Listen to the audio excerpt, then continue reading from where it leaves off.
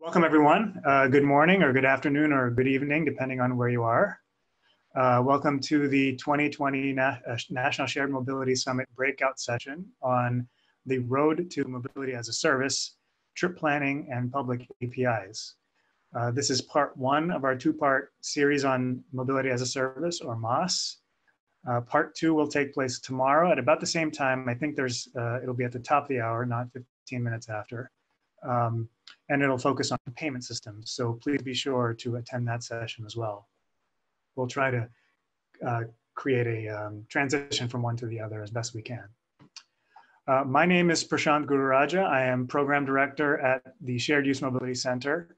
I lead SUMC's research and technical assistance activities around transit innovation, particularly around our partnership with the Federal Transit Administration. Today, we're focusing on trip planning aspects of MaaS, including public APIs. And this topic is important because MaaS has the ability to influence travel behaviors that support public interest goals, including reduced emissions, reduced congestion, and enhanced mobility for all. And I'm sure most of you are familiar here, but for those who are not, API stands for Application Programming Interface, which are basically a set of functions and a set of procedures that allow different software systems to communicate or exchange data with one another. And they are ubiquitous across the software industry, and they're used extensively and critical in transportation.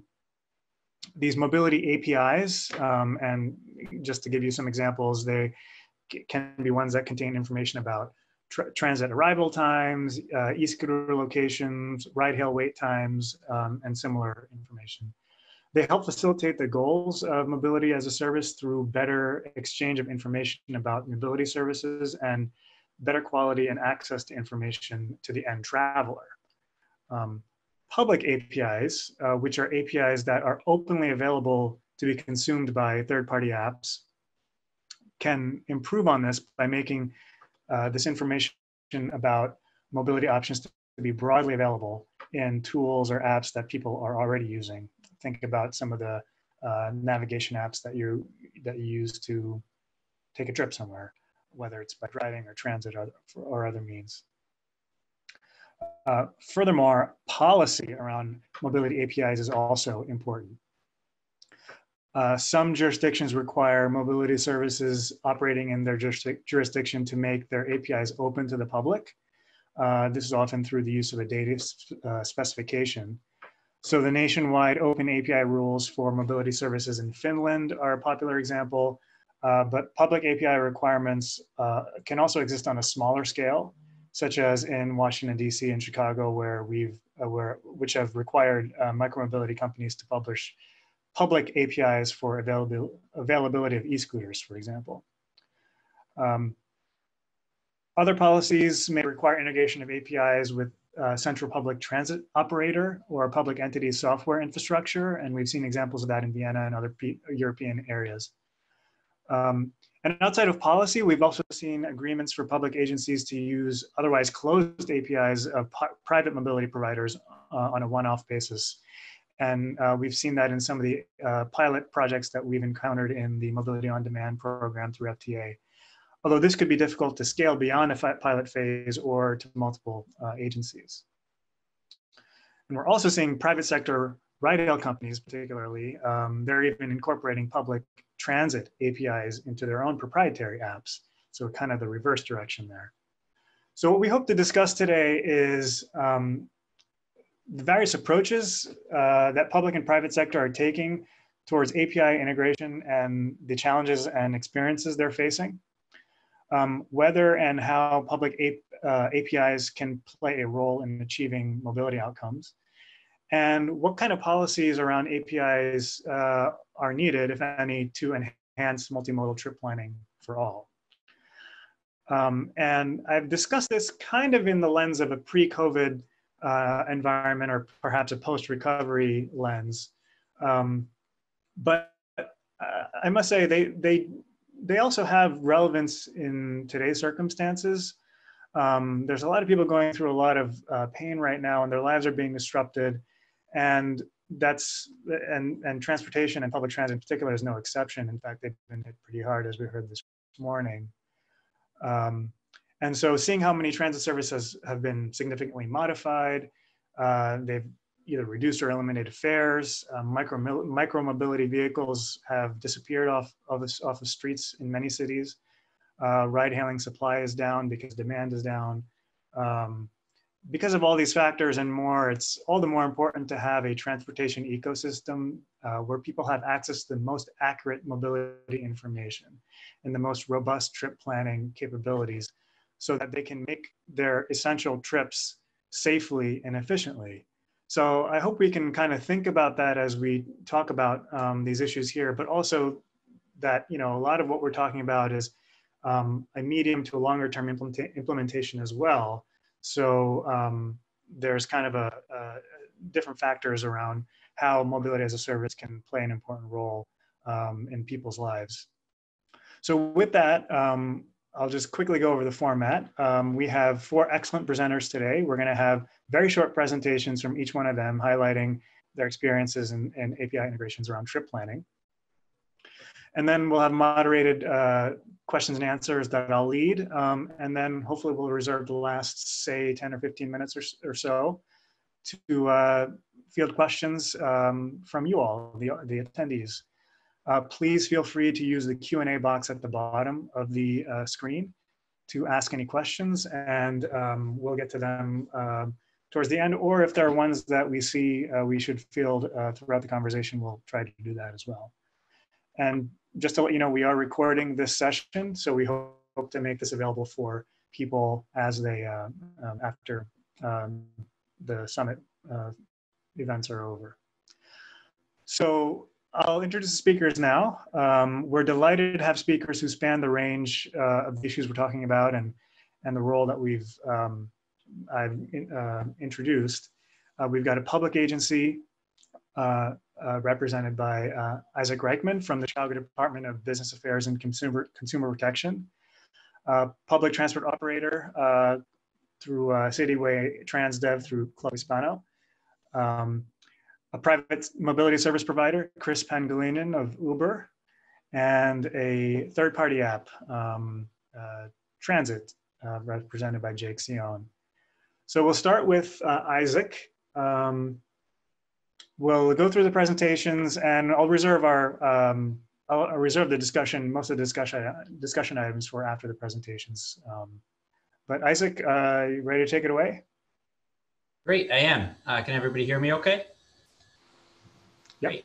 So I will, it's on me to be the first one to see if this works, but I will try to share my screen. Great. Hopefully everybody can see my screen now. Awesome. So I'm going to give a quick introduction to myself and then a quick presentation. Don't want to take too much of people's time. So as Prashant mentioned, my name is Isaac Reichman. I am the Director of Public Information at the City of Chicago Department of Business Affairs and Consumer Protection. Long title, long position.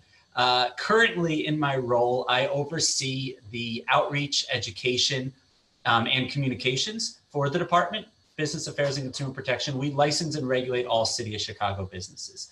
So my role is basically the Director of Communications for everything business related in the City of Chicago.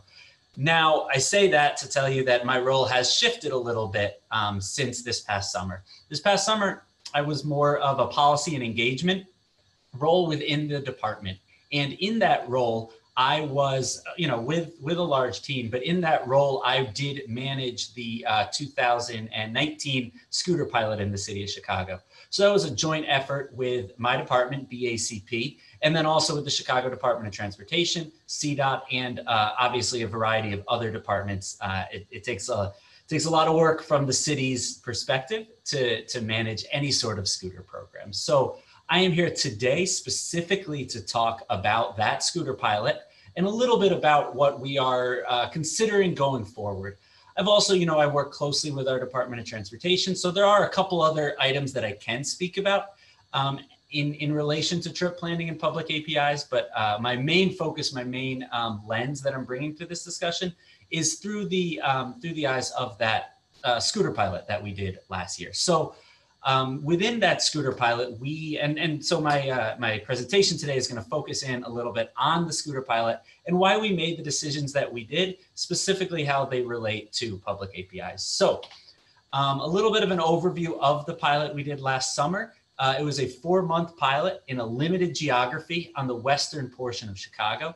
We had 10 companies, and obviously there are a lot of challenges inherent to having 10 different scooter companies. From my perspective, from a management perspective, I was the main point of communication to all those companies and to the press. So there was a lot of challenges inherent there. There were also a lot of challenges, obviously, for customers and for consumers trying to use a variety of different products.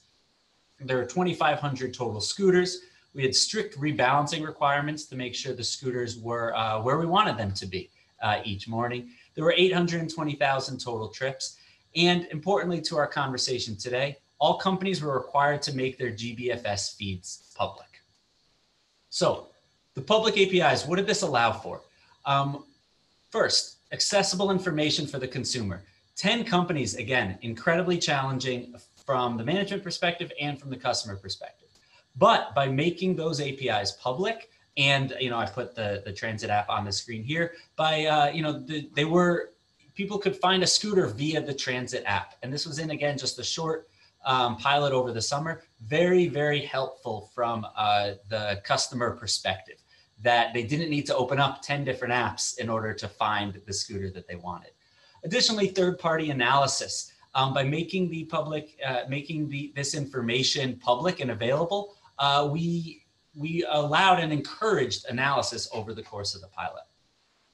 And additionally, from the city perspective, it did lead to better management and oversight, because one of the biggest things we wanted to test in this pilot was with 10 different companies, which ones can handle some of these tech challenges and which ones can't. And we learned a lot with making the APIs public and making this information public.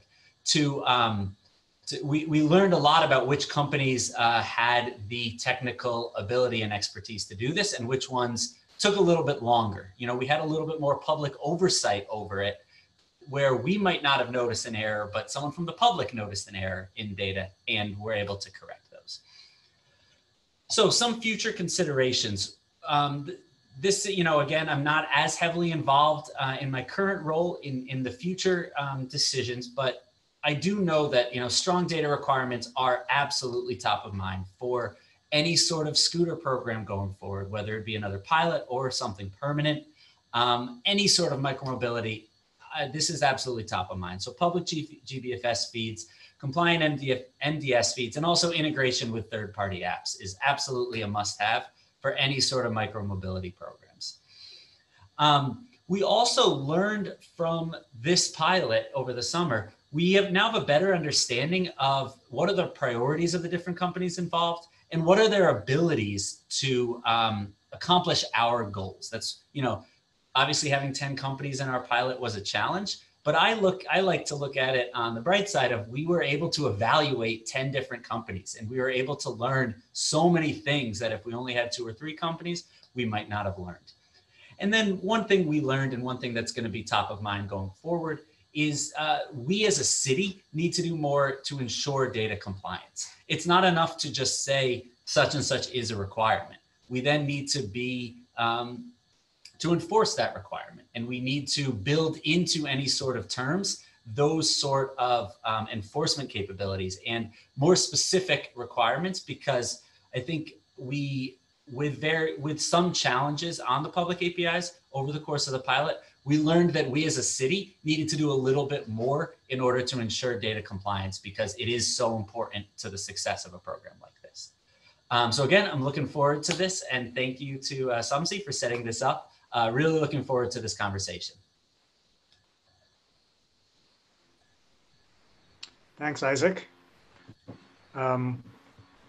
Chloe, you ready to present? Maybe as you prepare your presentation, I might just have a quick follow-up for you, Isaac.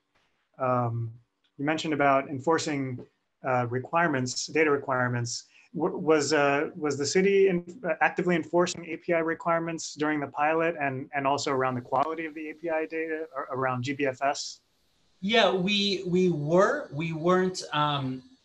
It wasn't something I think that we were as that we probably did as much enforcement as we could have. I think we found pretty quickly that there's a lot of challenges that go into managing this program. So we did issue a couple citations and worked with the companies in order to, but those are more kind of general data compliance as a whole. I don't believe there are any specifically around the public APIs portion. Great. Great. Thanks, Isaac. Chloe, feel free to take it away. Okay. Do you see my screen? I'm trying, but I don't have the proper. Well, we see your screen. The good one?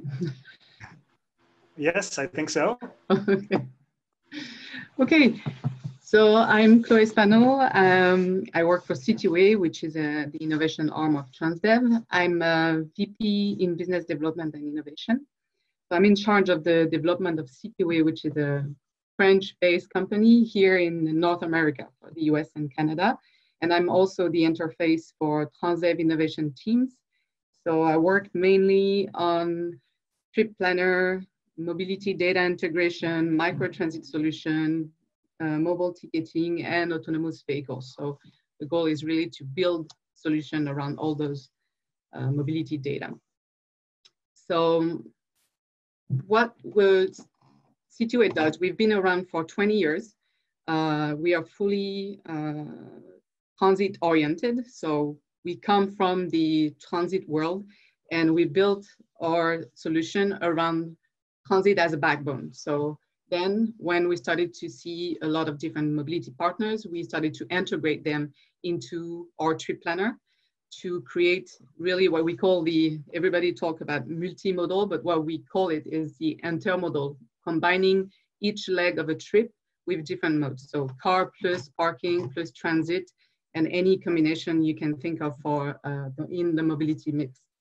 So C2A provides solutions that are around information, booking services, selling services, mobile ticketing, integration of ticketing, legacy ticketing system. And then the goal of this integration is not just to provide only information to the end user, but is to really ape the transit agency we work with, really clean their data, improve the services, improve their offer. And with all the data we gather from the usage of our solution, we are able to provide improvement services to our clients, transit agencies and partners to see what can be improved. So C2A is 200 people globally, and we are specialized in collaborative projects. So we work mainly on multi-agency, multi-partner projects. And the smallest project we could work on is usually around 20 agencies and mobility partners. So here you have the different type of solution that we are working on right now. TripLinks is the Metrolinx regional transit traveler information system. They're gathering 20 agencies around one project, a lot of APIs there. Marseille Metro, one of the major cities in France. Paris area, a project I'll present after. The mobile ticketing for New Orleans. So a lot of different solutions that are really presenting the different facets of the MaaS, mobility as a service. When we talk about APIs in our world, mainly the integrated mobility platform where there's a strong trip planner, well, you're gonna have to see APIs as a source and the entry of the data into our system. But what we do, we provide APIs also as output to feed third-party systems like Transit App, like other partners in the project. So when we look at a project, we look at who are going to be the partners, public and private partners, what are the assets, what's available in this ecosystem, and what type of data are we going to be able to integrate. And you have to say there's a lot of different quality of data out there. So you're going to have data sets, you're going to have flat data, you're going to have APIs that are very complex and that are sometimes proprietary APIs. You have APIs that are open, easy to integrate, but sometimes that are not complete. So there's a lot of work to aggregate, qualify this data that is coming from those APIs to really be able to build a strong trip planner that's going to provide the best information to travelers. And on output, this data, these transit agencies have been working on projects to really bring the best information. They can open up the power of their system to third parties.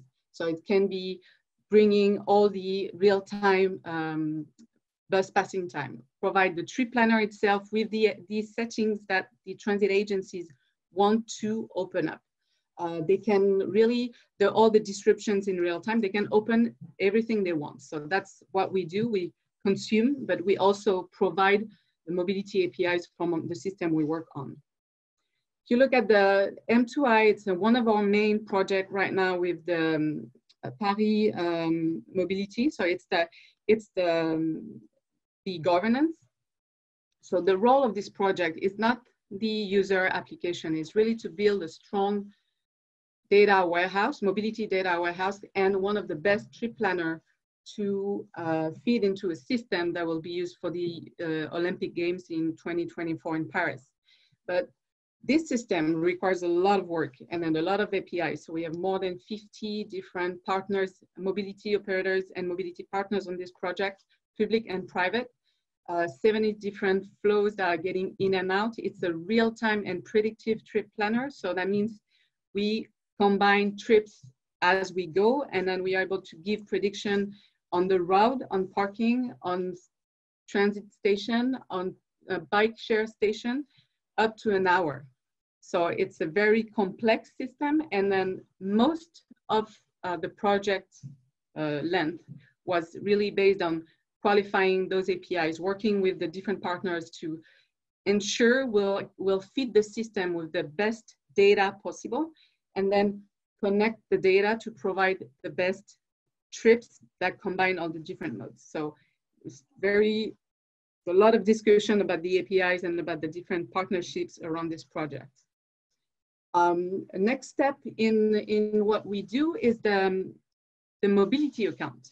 So when you talk about the MaaS, you have the trip planning, which is for us seen as the key in the system. If you want to bring people somewhere, you need to tell them exactly where they have to go.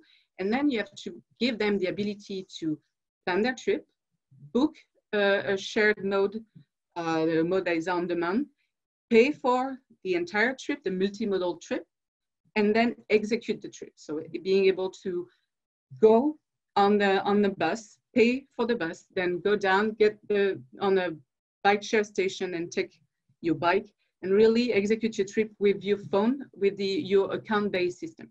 So that's a project in Mulhouse in France also. A lot of different partners, a lot of API. Each partner remains responsible of this system. We created the connections in between each system to ensure we feed the mobility account. It's another step forward to the mobility as a service.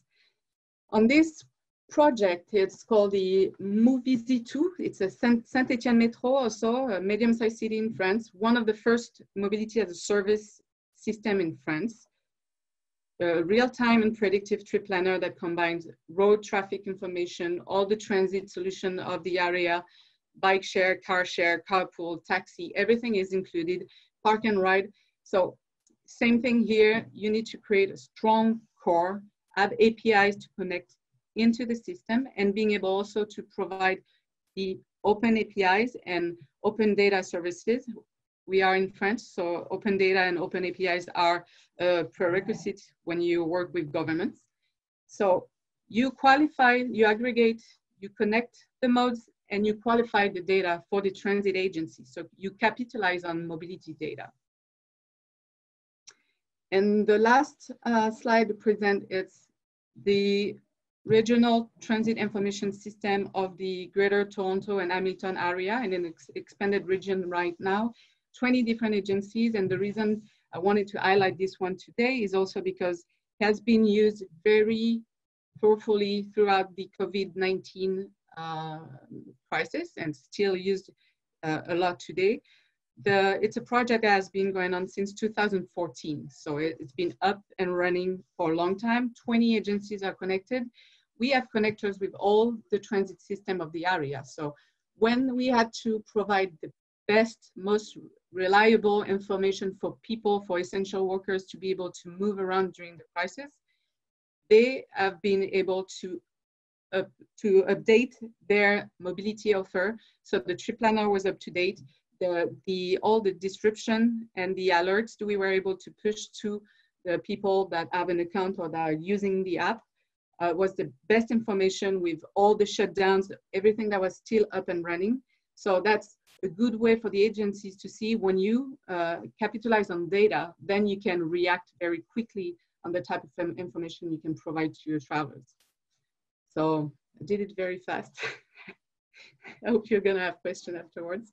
But this system too, the TripLink system is, we provide all the APIs that are used by the agencies themselves. So it's a regional feeding into the local agencies. They paid for the regional system, but most of them are using either the API or the advanced iframe to have a trip planner and all the description on their own media channels, so their website or their apps. So it's a very good way to see how you work on a partnership at the regional and local level with all the different players.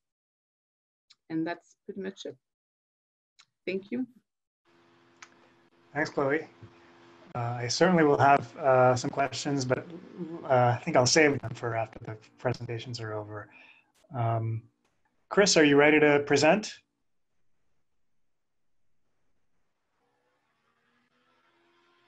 Perfect. Okay, perfect. I think I'm unmuted. All right, thanks. Thanks, Chloe. Thank you, Prashant. Hi, everyone. My name is Chris Pangilinan, and I head our global policy at Uber for public transportation. And I was just scrolling through the attendee list here before it all started. It's great to see so many familiar people tuning in to us here today. Sorry we can't all be in the same place, though. We all should be in Chicago, you know, hanging out, grabbing dinner and stuff, but this will do for now. So I'm excited to talk about mobility as a service and the trip planning and API discussion here. So I'll start off by talking about how Uber is really fundamentally changing as a company. And I think a lot of us here who pay attention to the industry and pay attention to shared mobility are probably familiar with this, but it is not necessarily widely known among the public that we're more than just booking a car now. We really are becoming this multimodal transportation platform where we're trying to incorporate a variety of different modes to help it make it possible or more possible to leave your car at home, be car free, car light, however it might be. And so of course, adding these APIs for journey planning and of course payment, which will be talked about tomorrow, is very important to make this a possibility. And so one of those APIs, of course, is public transportation, which I'll get into more here. And so a lot of times what we're asking ourselves is the question of how do we get people out of their private automobile and into potentially a variety of modes that would be more compelling than needing that private automobile. And so what we're trying to do, of course, is to make that platform possible and create the platform that is in the palm of your hands and more compelling. And really on this platform, though, especially in dense urban areas, the backbone is going to be public transportation. Public transportation is upwards of, I think it was 33 or 34% of all trips, not just commute, in London, which is on par with, I think it was with private automobiles, not private automobiles, for-hire vehicles, with private automobiles being very low, of course. And so the criticalness of transit is very apparent when you see it in cities like London or New York, Chicago, anywhere really, there is a big urban density. And so making sure that our mobility as a service platforms, whether they be ours or anybody else that's creating these platforms, making transit the center of it will be key. And so I think a lot of you are familiar that we did this in Denver a year ago now. It was May of 2019, where we, excuse me, where we launched journey planning on the app. And this is now available in 16 cities around the world where users can input their destination. Of course, the phone knows where you are with GPS. And instead of just picking UberX or Pool, you can actually pick transit. And as this animation is showing, give you step-by-step directions. And this is possible with the partnership with Move It and RTD, of course, and the other 15 agencies now that we're doing this with. Also, of course, I won't get too deep into this, but this is another piece of the pie of creating this full mobility as a service angle is the payment side. And we've done journey planning and ticketing now with Denver, and we did Las Vegas in January of 2020. So just before all of this situation hit. And this was done in collaboration with the agencies, transit agencies, and with Wasabi. And so I think it's really cool that now on the Uber app, you know, what was once known as a push a button, get a car for several years, is now you can push a button and get a bus ride and never actually step into a car. And so this is all part of this longer range strategy of becoming this one-stop shop for transportation, and ideally becoming a platform that is much more compelling than owning a private car, and that we can help, along with other many needed policies taken by cities and states around the country, around the world, to help reduce car ownership. Just a couple pictures here. This is the bus in Las Vegas, which of course you can now get on the Uber app, which is pretty cool. And I like the messaging on there. And I want to wrap up here with a tweet by one of our writers, a person in San Francisco who tweeted this about a few months ago when he said he opened the Uber app to take an Uber and ended up using transit because he saw the transit in the options. I thought that was pretty cool. And I think this is the example that we're trying to show, is that hopefully that this person here and others around San Francisco and around the country, around the world, can use this app to see where they're going, find the right way to get there. Perhaps it is transit. A lot of times it's going to be, and take that ride. But on the occasional need, you need a car or a bike, that is also available on the platform. And again, it becomes less and less appealing to be paying that $400 a month plus gas, plus insurance, plus parking for that car. And we can make that transition to the mobility as a service future that we're talking about here. So I'll leave it there, and looking forward to the questions and discussion afterwards. So thank you very much.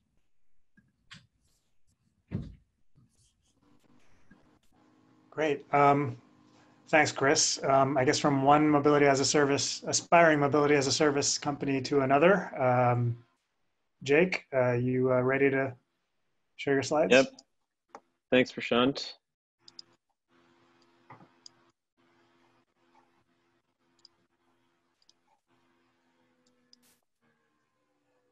All right. Hi, everyone. Prashant, are the slides showing up? Yes. Perfect. So thanks, everyone, for coming to our session today. As everyone has said, I wish we could be doing this in person. I actually don't want to talk too much about transit today. I think the brief explanation of what we do is that we use public APIs to help you plan A to B trips without your own car. So everything from bikes and scooters and ride hail, and of course public transit. But instead, I actually want to focus on two other things today. So first, I'd like to provide just a few analogies of what's going on in other industries as it relates to public APIs and standards, which I think can be enlightening for a discussion about public APIs, and then also do a little bit of a history lesson and talk about how mobility standards like GTFS or GBFS, how they came about, how they evolved, and what might be next.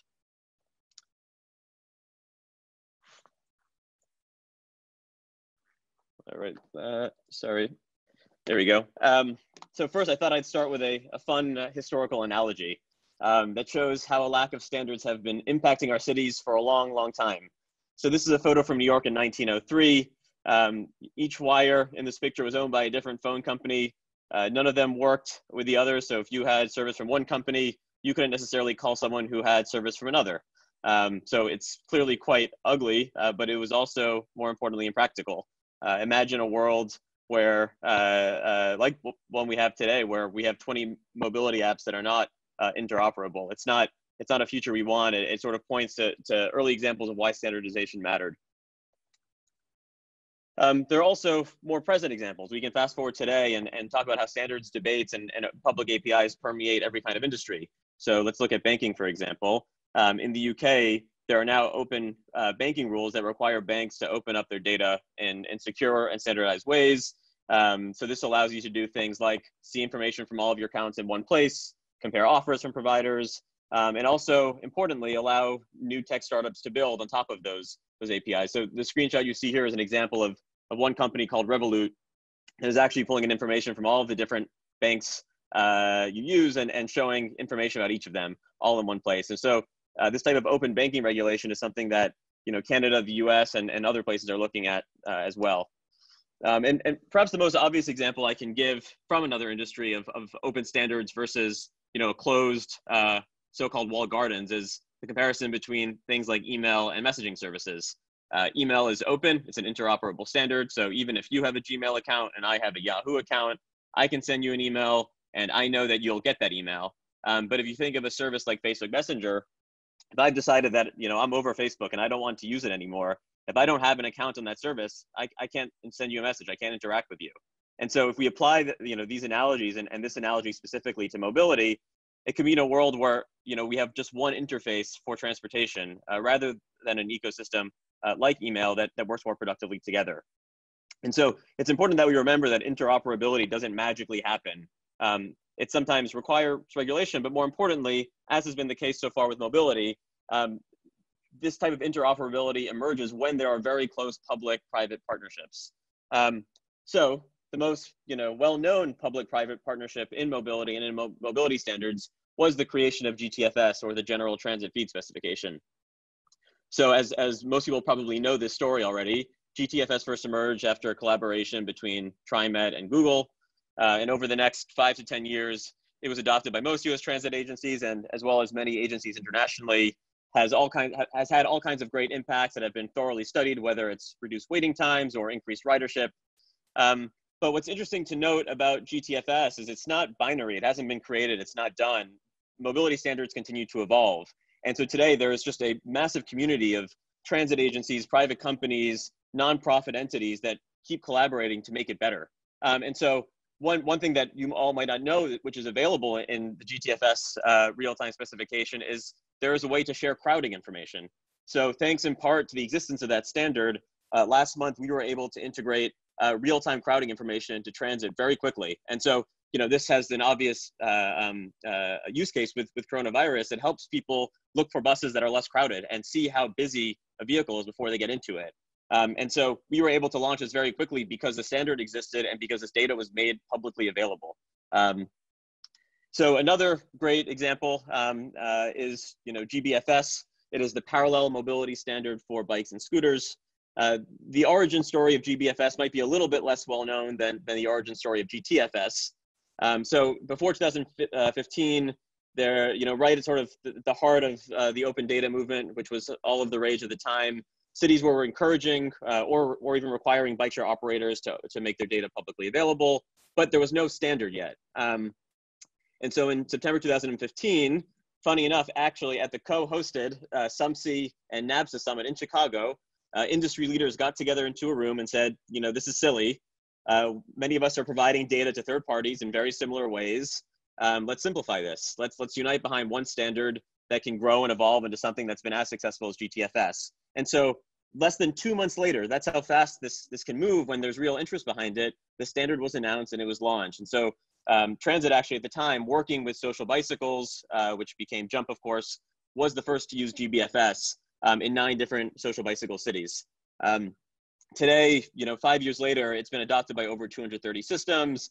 The standard has now been extended to not just bike share, but to scooters, as Isaac spoke about earlier.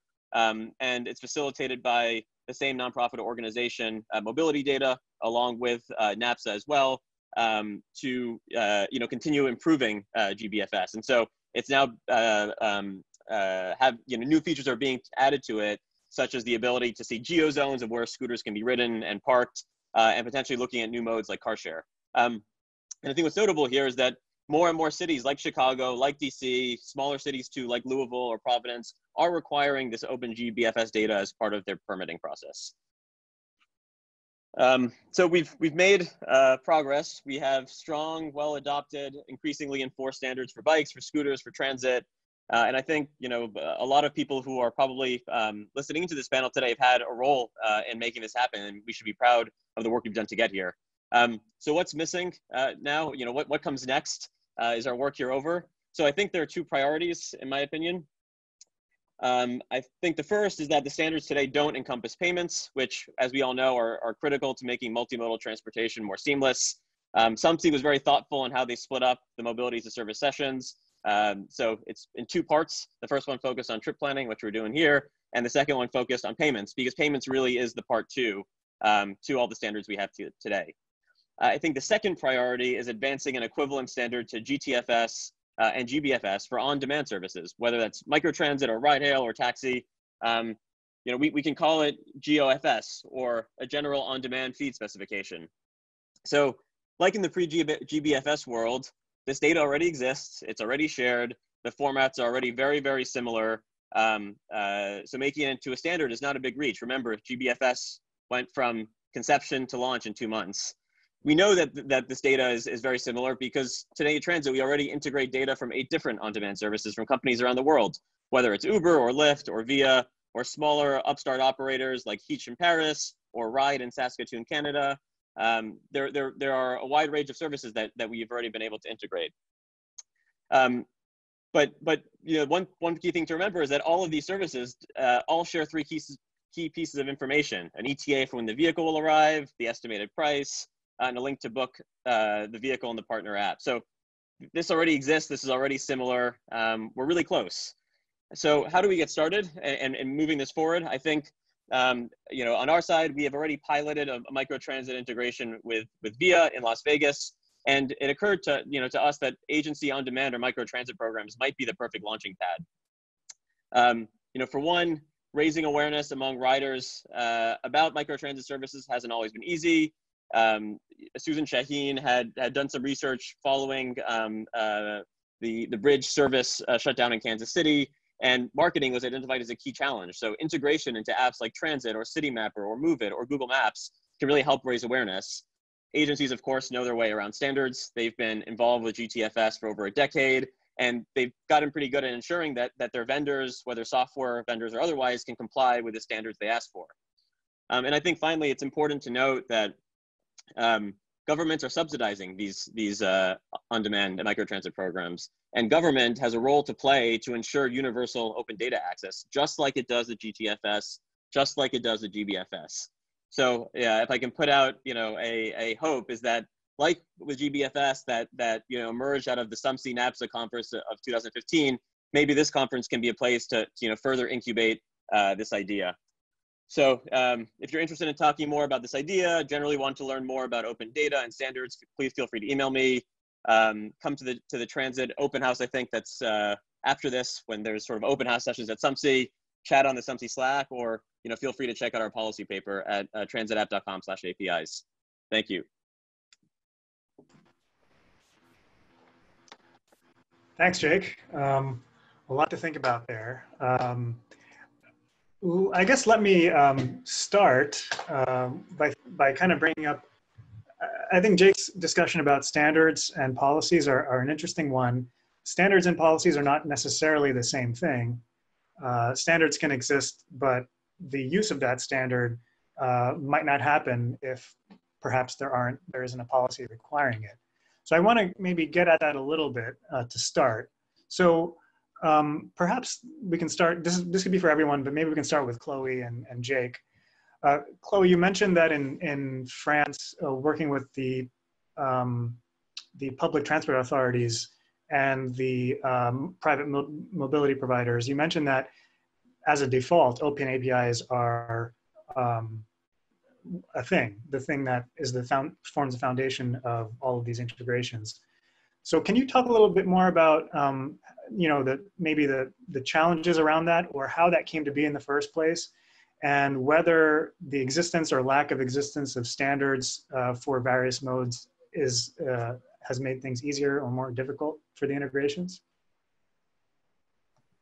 So when you look at France, what you need to know, there's the government and there's the transit operators. So that was when they started talking in 2006, 2007 about open data, it was really to ensure that the operators that were operating transit services and system on behalf of the transit agencies and government would provide to this government the data and the quality of the data they were working on. So because you had the agency on one side that didn't have access to this qualified data, and the operators that were operating on the ground with the proper timetables and schedules, the real-time information, but they would not push everything out. They would just be the proprietary of this data.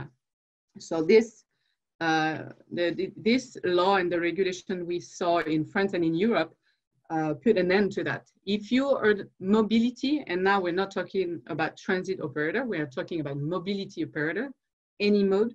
If you have something to do with the public good, public service, moving people, then you need to open the data that is flat, open data, or real-time information, real-time APIs, open APIs.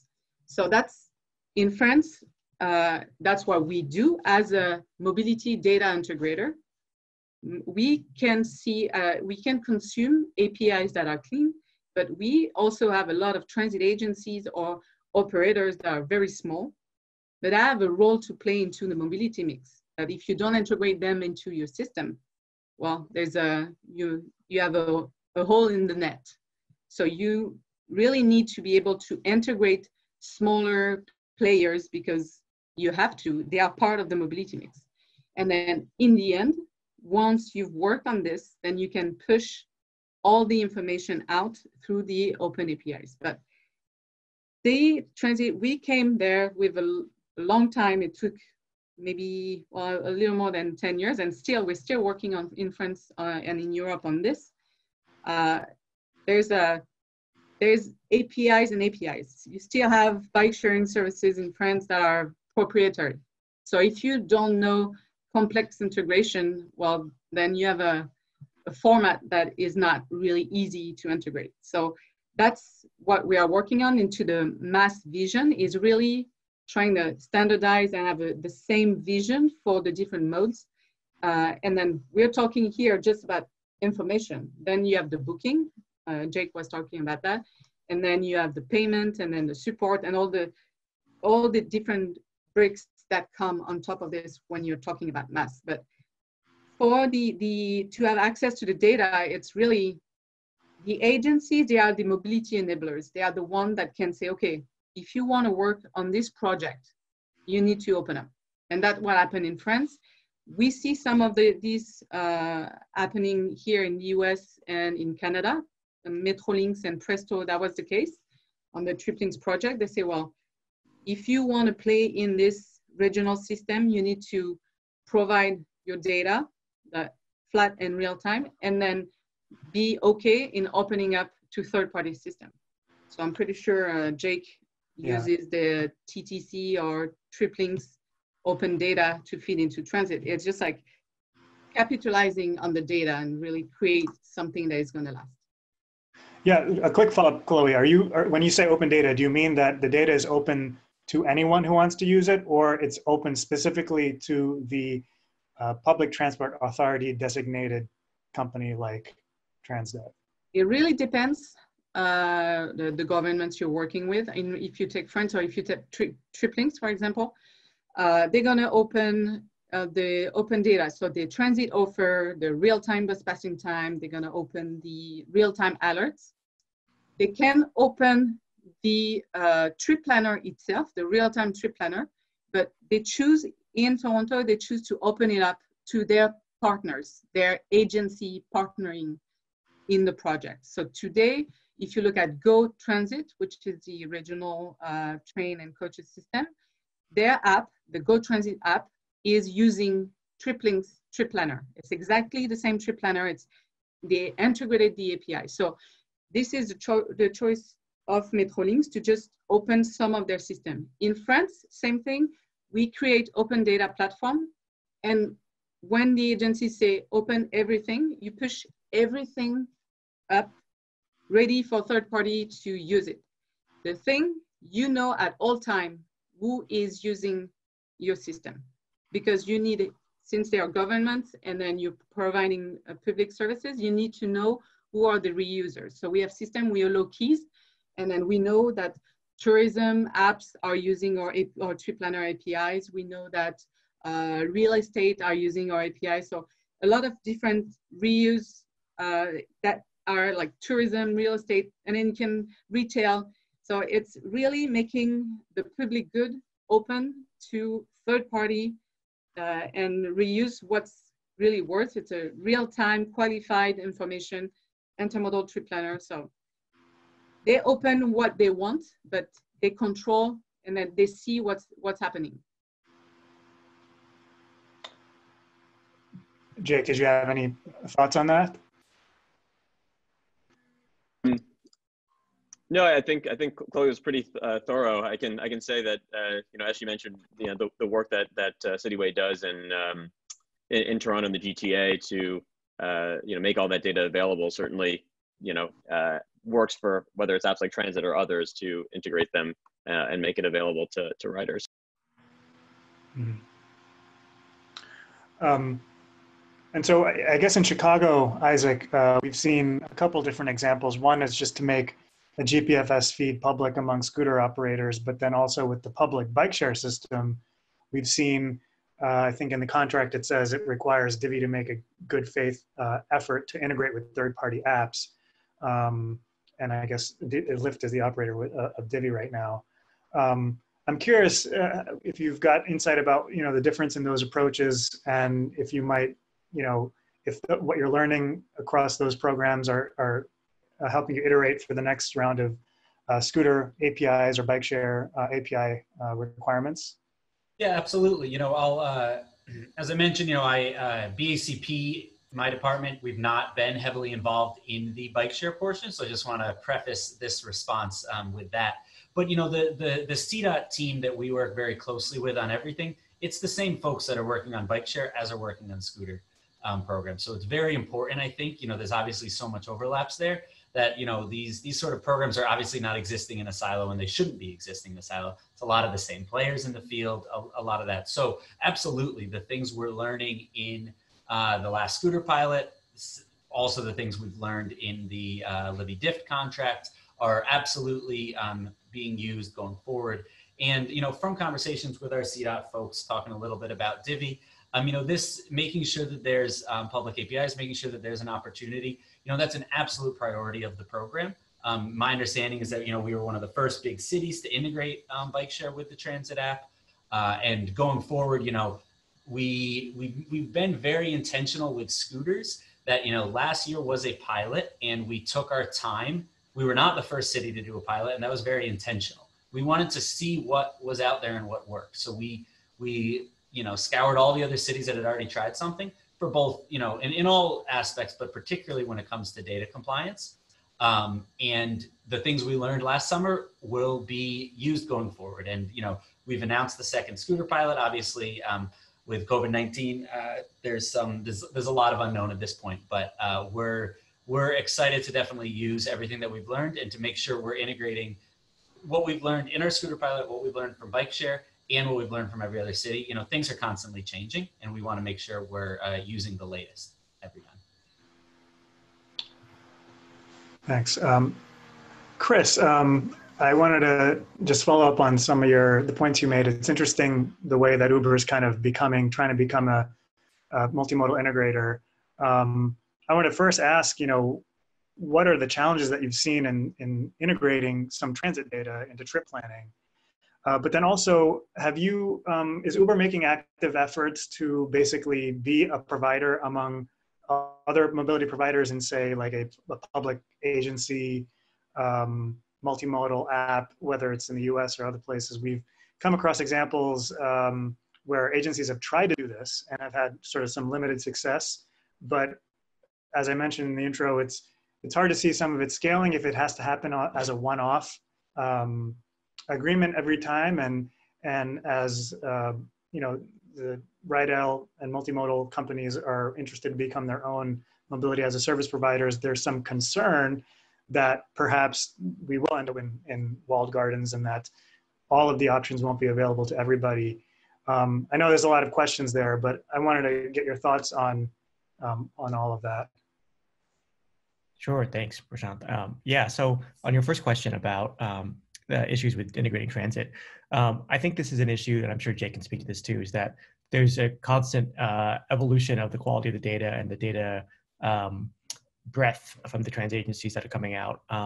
And so I think one area that that I can highlight is just the use of all the fields in the GTFS data feeds that are available to transit agencies. One area that we were looking to help add on to our offering is the option to do step-free access. So this is something that other transit providers has done as well. Transit data providers have done as well. But the issue there is that not all transit agencies use that field to the best that they could, or keep it updated, and so or necessarily do it in real time. And so being able to add those aspects to, like, is an elevator working at this minute? Is there an elevator at this station, or is the station step-free?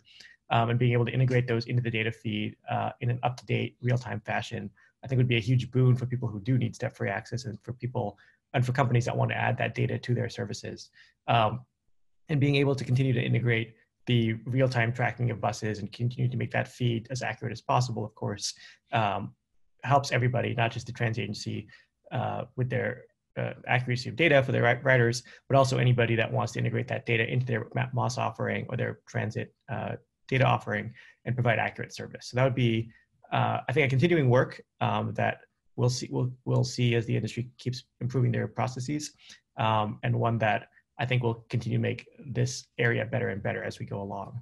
On the second question, right now we've seen our app add in a couple folks like City Scoot in Paris, Lime scooters around the world onto the Uber platform.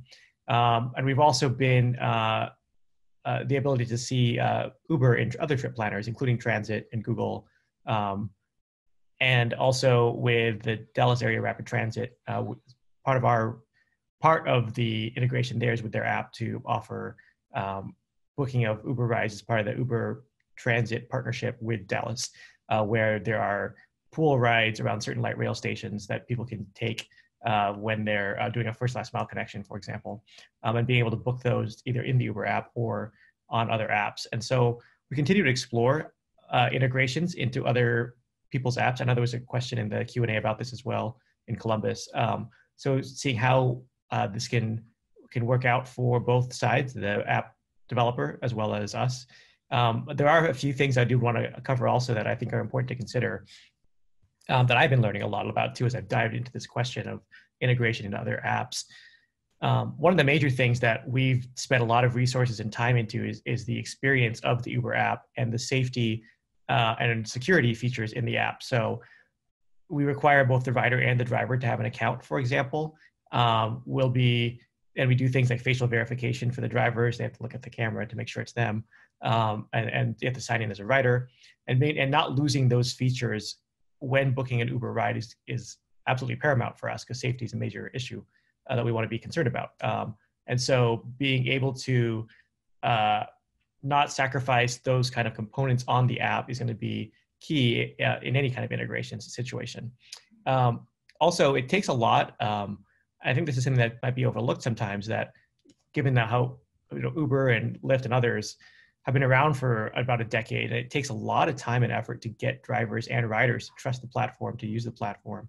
And so there needs to be some kind of a reward for all that effort. And one of those rewards, if you will, is people using our app to be able to use the features that we put in there and give them the best experience possible. And so when we do look at these standards like GBFS, and I like the way that Jake put it, GOFS, for on-demand feed specification, I think that's fantastic that we can look at ways to develop the technical language that's common to make these integrations possible. But I think we need to leave it up to the companies themselves to make sure that they are able to invest in their apps and get their return on those investments in their apps when doing these integrations, and make it important such that, like, a company that spends a lot of time and money in making sure the safety features and other things are there, those things aren't lost in these integrations. I think there's a lot more to talk about in that area, but I'll stop there for now. And those are some of the considerations with integrations. Okay, well, following up on that, I mean, as integrators, perhaps Jake or Chloe, I mean, are these technical aspects that Chris mentioned, are they, barriers that are pretty high, or are they something that engineers can figure out on trip planning app companies and get that to work? Yeah, I mean, I think there are, legitimate questions that Chris raised, but, this isn't the first sort of industry to deal with these, the example I gave around banking rules, your financial data, certainly there are questions of security and privacy. So, those aren't insurmountable, but I think more importantly, companies, whether it's Uber or Lyft or other, larger ride-hail operators, have far more resources than, say, bike share companies did in 2012 and 2013 when they went out and did this. And I think, we all believe that GBFS has been a massive success. This is also part of why there are phases. This is why we're having a part 1 conversation and not a part 2 conversation. There are ways to make standards that only handle some of the less concerning things, whether it's ETAs and approximate price, and the ability to, say, link to a ride-hail app to book a ride, versus figuring out everything, around payments. And I think that's why we build these things in iteration. So, I don't think that these challenges are insurmountable. Quite the contrary. I think GTFS, GBFS, all the work that's been done and all of the wonderful things that have come from those things, mean that this is a path forward that we should be encouraging across, every part of the mobility industry. Yeah, and indeed we see extensions for GTFS and GBFS, come out every so often. On that, there are a couple of questions from the audience around the standards themselves. So the data requirements using the TCRP development of transactional data specifications, and then as well as GTFS Flex. They were brought up as a couple ideas for a GOFS type standard. We can talk a little bit about that and whether progress has been made already that can be built on. Any thoughts about that from anyone? If I can start, maybe. Sure. We integrate already in France transport on demand and microtransit, so demand responsive services and microtransit into the trip planner, and allowing the booking. And then, so we have the APIs, we have the booking, the availability, the ATA, this type of integration. So we are working. We're actually part of a group in Netherlands. It's called TOM. It's for the standardization of the mobility as a service APIs between operators and different providers to ensure seamless integration. So yeah, there's a lot of different things that are done, and then you need to have a lot of different people around the table to be able to speak the same language. So today we don't use the GTFS Flex as of CTOA, because we've been working on this integration since 2015. We have a lot of operation on transit on demand in Europe. So that's something that is fully integrated in our trip planner. But yeah, we need to be part of the standardization groups. And then Jake was talking about mobility data, that is also a nonprofit that is working on this type of standards. So I think we all have a role to play in this environment. We all are partners, part of the mobility mix in different areas in North America and in the world. And it's really for the public interest, for the industry interest, to be able to say, okay, we play as one leg of the trip is going to be done by someone around the table. So I think the partnerships are very important in this industry to be able to say, okay, we tackle this need. Like, there's a lot of question, why haven't we done a mobility as a service in nationwide in the US? Because the agencies don't all own their data today. They haven't capitalized in their data. And I think that's APIs and ownership of the data and partnership, collaboration between public and private is key for those projects.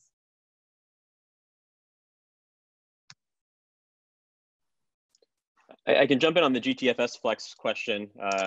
that I think there've been a few of them in the Q&A, and sort of building off of Chloe's answer.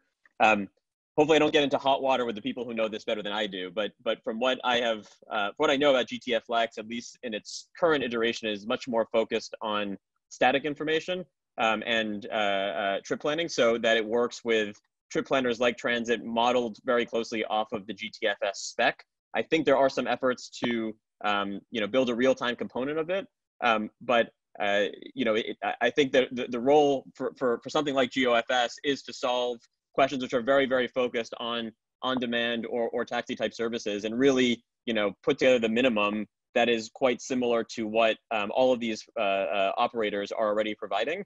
And so, as I mentioned, Transit integrates with 8 different on-demand services, whether it's microtransit, taxi, or ride hail, and whether it's ETA, price, or like a booking link. Those are things that are common to all of them. So I don't think that it's one effort or the other. I think each serve their role and their place, and we'll leave it to organizations like Mobility Data and other folks who are really more in the specifics than I am. But that's where I see these two things being slightly different from one another.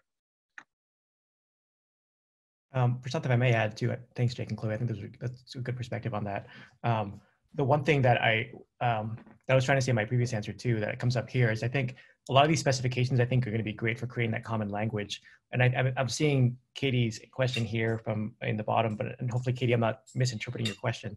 But the thing that I'm seeing too is that we have to be careful not to force companies that might not be even revenue positive at the moment into opening their data if that is not a commercially viable thing for them to do so. Enabling it, absolutely, but requiring it, that can be, I think we have to find the right balance here between our fear of walled gardens and a real possibility of commoditizing something that a company is spending a lot of money to put on their streets, and then them losing out or going under. And so that balance there, again, creating the spec is great. Requiring the spec, that's what I'm saying, is we have to be kind of mindful of how we actually apply that in the industry. That's an interesting point. So I think this other question is kind of related. So it's around, do you think exclusivity with agencies is part of the future of mobility as a service? How can we bring more actors into the mix within a city that has several competing MaaS companies? We all want the same thing, improve mobility for all. So in the sense that if MaaS is best enabled through a transit agency, is that going through that agency through one source, is that perhaps the most likely outcome? Is that a preferred outcome for agencies? Maybe let's talk about what we want to see. If we all want to see mobility as a service, multimodal integrated trip planning and payment through a single app, whether it's multiple apps or just one, what is the most likely scenario? And are there any policy interventions that we think need to be made so that the likely scenario or the scenario that we want to see can happen? I think it's important to make a distinction or sort of dive into what exclusivity might mean in this context. The beauty of open data and open standards means there's no exclusivity. So no one's telling Uber, you've got to integrate into all of these different apps, and you've got to go market all of them to everyone. Everyone should be able to use all of these. What a transit agency can say is our data is open, and that is something that should be irreversible and should be permanent. But a transit agency can also say, we think this app is best for our riders, or we think it's confusing to tell riders that they should be using one of these 4 apps, or they should use one app for trip planning, one app for payment, one app for on-demand. That's within an agency's prerogative. And so I think the important thing is remembering that with open data, if someone can do something better than whatever it is, an individual app built, that's possible. That's why standards exist. That's why open APIs exist, because it allows everyone to build on top of it, create new innovative products, to compete, to ensure that the ecosystem is fair and ensures interoperability, which it should be sort of a core goal for the future of mobility in our cities. We're all working on the same thing here. Yeah, I would agree with that too. I think what's fascinating too is that I think it's like Jake said, the data allows anybody to build a MaaS platform or whatever platform they want to build off of the public transportation data to make public transportation the center of it all. But if trans agencies want to endorse or want to say that these two apps or this one app is the one that we as a trans agency prefer for whatever reason they want to say that, I think that's fantastic. The app earned it. And there's probably a deal that's helping them out, and I think that's great. And it also helps apps compete to provide the agency with better service too. So as much as we can encourage that competition for the spotlight from the trans agency, I think that's great. When you talk about the MaaS, and when you talk about a region or major area where you need to integrate a lot of different players, when we look at the project we work on, and the project that are very successful is the one with a strong governance and that has a strategy, a mobility strategy. So they are mobility enablers. They are not the one operating the MaaS service. They are the one setting the rules for the partners to be data providers, to be into the project on the long run, qualify the data, ensure that we have the same data and that the same flow available for the entire project. And what's very important in the project we work on is, and then Piplinks is a very good example because they were very strict on this, is accessibility of the transit and the mobility offer, equitable transportation for all, and those needs, those things have to be brought by the governments and the transit agencies. At the bottom, who's operating the mobility as a service system it's a tech thing. You have payment, you have support, you have a lot of different things that are gonna really be needed to have a proper, and no one is there yet. And no one has done the MaaS yet. But if you want something that is gonna be equitable for all and then really play the public service that mobility has to be, you need to have strong governance that are the enablers, providing the policies and the strategy. What is the strategy? Is all the different players have, private partners have a role to play in the mix. But if they want to be in the mix, they're gonna have to open some of the data. And I'm not saying that it's gonna be like all the payment, all the personal data and stuff like that, but at least a level of information that is needed in order to provide the seamless experience for the travelers. So yeah, we all have a role to play in there, but we're not yet quite there yet. Okay, as we are low on time, I will just maybe ask a wrap-up question. So we've talked about some of the challenges and some of the approaches. So what's the next most important thing that the industry can do to make mobility as a service most valuable for all? And perhaps it can be a challenge that needs to be overcome. I think I'll offer one quick insight is that, at least in the US, a challenge seems to be that in most areas, transit can be a much more robust and higher quantity service, which I think a lot of European areas have the advantage, and they can be the public transport operator, and the public transport authority can be the go-to source for information about mobility. And I think there's a lot of steps that we can take here to make that happen. But I want to hear from you guys as well. You know, what do you think is the next challenge and the next frontier on the road to MaaS? Sure, that's a good question. I would start with the two things. One is from the big policy point of view. As long as we continue to make private automobiles the preferred choice, none of this is going to do anything. Sadly, as we can make the greatest MaaS apps in the world, we can make the greatest data, specifications. But as long as there's free parking and low cheap gas and free freeways, it's an uphill battle for all of us here on this call. On the technical side, I think payment's going to be the next big one. Getting a specification on payment, making it easier for a variety of apps to integrate payment into their apps for transit will be a big game changer. Great, and I'll add. I can. Go ahead, Isaac. Great. I'll just add, from the importance of kind of that community engagement perspective, because I think one thing, making sure to sell this not just to the governments and to the folks that are really into mobility, but selling the benefit of this to everybody around the city, because I think ultimately that's very important. The micromobility still is very polarizing for a lot of people, and making sure that that this conversation takes that into account too, and is selling the mobility as a service to everybody around an entire city.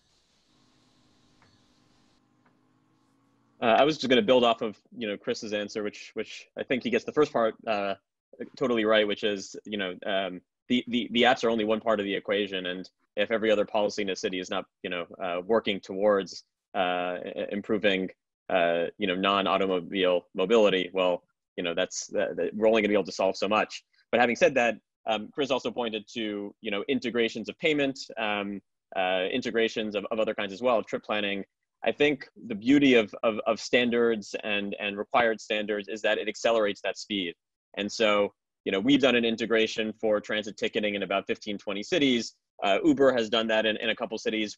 Both of us are working with Misabi and others. But how do we go from, Uber having done that and transit having done that to making that available in as many places as possible and as quickly as possible? And so the way you do that is, open access, and that allows people to build off of it. And, how do cities encourage it? How do cities encourage business models that encourage it? I think it's, how do we go from, incremental changes to really moving a lot more rapidly? And, what we've seen with standards is that it really is the fastest way to do things.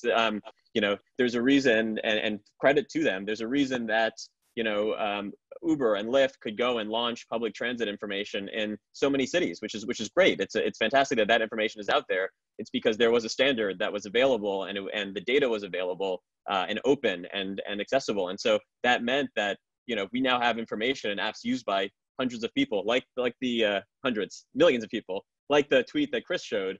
Someone who didn't know that there was a bus route decided in the Uber app to take a bus. How do we multiply that so that every tool that people use makes it easy to ride public transit, use scooters, use bikes, use all of these different options, and really sort of start to make a change.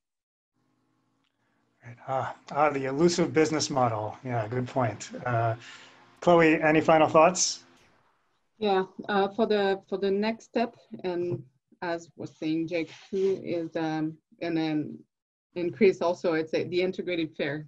And we've been working with, when I started in 2001 in Cityway, we were working in trip planning, and we are still here working on trip planning. And the hard piece is the integrated fares. Like, what's the price when you're working on a multimodal trip? What's the price you show to the end user in the end, to the traveler? And it's not a technology, because we've done an integrated fare calculation service. It's not the technology, it's really sitting at the table with all the players that have something to do about fares and the integration, and finding the proper, the way to do it. It's policies, it's partnerships. It has nothing to do with the technology. Earlier you were asking what's complex in technology. There's not really anything complex. It's just applying the technology to reflect what we want to do in terms of strategy. And here, if it's having the best price for a trip and making sure people are not paying an addition of all the different fares for a multimodal trip, it really requires people, governments, transit agencies, private sector to sit at the table and then work together. So that has been a very hard piece in Europe for a long time. It's here in the US too. It's really, and that's one of the main challenge for MaaS. It's the Netflix of mobility doesn't exist yet. So it doesn't exist because each agency has to make money at some point, or at least be at the equilibrium. So it's a big challenge, but you might talk about that tomorrow too, in part 2. So yeah, great transition. It seems like the payments aspect is an important frontier in this that still needs to be discussed and overcome. So Please, all the attendees, make sure you attend the payments session, which is the part 2 for Road to Mobility as a Service tomorrow, right around the same time at 1 o'clock Central. So sorry for going over, but I'm sure we could have gone for a longer time as well. But thank you so much to the panelists, Isaac, Jake, Chris, Chloe. And yeah, we've got some questions. I think we may follow up if there's anything we didn't address. So thank you very much to all of you and all the attendees for. Thank you all. Thank you, everyone. Thanks, everyone. Thank you. Stay safe.